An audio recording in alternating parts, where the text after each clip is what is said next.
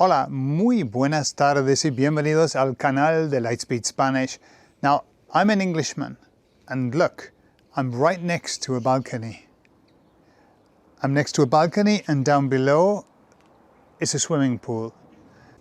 Now, you might be thinking, is the hooligan in Gordon going to be tempted to jump over the balcony into the swimming pool? No, I've never been attracted to balconing.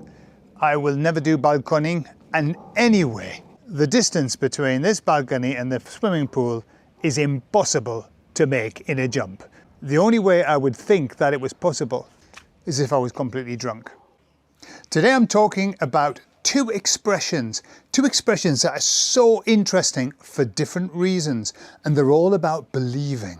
The first one is this: Hoy hace un calor que no veas. The expression is que no veas. Now you might think that means that you can't see. By the way, you might be wondering what that is. That's to stop birds from flying into the window, which they often do. It doesn't stop them. They still fly into the window. Que no veas in English means like you wouldn't believe, like crazy, a lot, really, que no veas. Hace un calor que no veas. Joder, en los comentarios se meten conmigo que no veas. In the comment section, they have a go at me like you wouldn't believe. They really have a go at me. Que no veas. Joder, está lloviendo que no veas.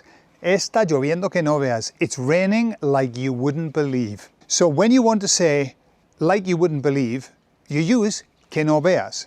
Now the question is, are we using subjunctive here? Are we using a negative command? I don't know. I have no idea. All I know is that they use que no veas when they want to say like you wouldn't believe, like it's incredible, like a lot. So that's the first one. The next one about believing is about not believing, and it's no te creas. No te creas. And that one translates much more as don't think that, or don't be thinking that, rather than don't believe that. For example, no te creas que se me ha olvidado lo de anoche. Don't think that I forgot about last night, the thing about last night. No te creas que no estoy quemándome al sol en este momento. Don't think that I'm not burning myself in the sun in this moment, because I am. For that reason I've come around the corner out of the sun. I actually started to record just standing on here in bare feet, and of course that was a bad idea, so I had to put my flip-flops on because I was burning my feet. No te creas que de repente tú y yo estamos bien. Don't think that we are suddenly okay. Don't go thinking that we are suddenly okay. So that's the structure. No te creas. Do you know what's interesting about this? I learned that the trigger for the subjunctive is no creer que.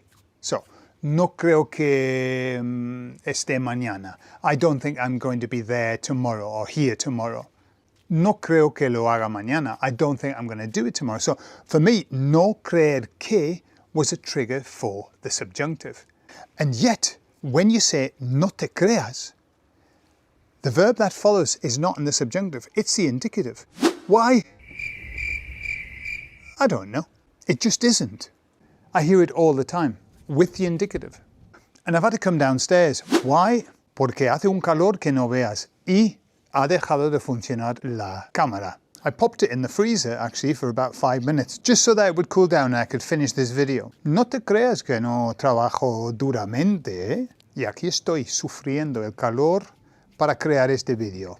So there you have two expressions, que no veas, that you wouldn't believe, that you've never seen in your life, and no te creas. Don't be thinking that. Y no te creas que hace calor todo el año aquí en Madrid. ¿Por qué no?